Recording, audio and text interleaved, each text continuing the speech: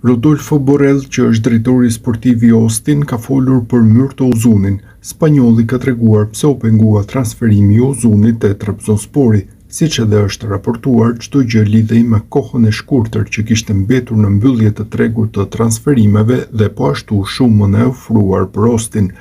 Shikoni, ofertat vinë për lojtarët. Në fund e gjitha është se për të arritur një marrëveshje, siç ja u kam thënë më përpara, lojtari sigurisht që duhet të jetë i lumtur, por dhe klubi gjithashtu duhet të jetë i kënaqur në fund.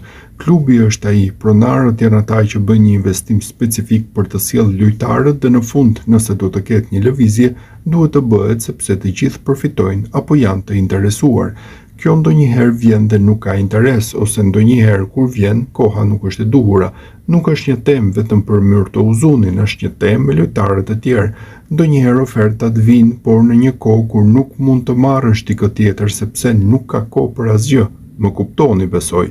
Ose klubi nuk është i interesuar për çfarë u thash sepse lojtarët i afron shumë para, por mundohen ta blejnë lojtarin për asgjë. Më kuptoni? Atëherë sigurisht e gjithë kjo duhet të vlerësohet dhe në çdo moment dhe të merret vendimi më i mirë për klubin, u shpreh drejtori sportiv i Austin.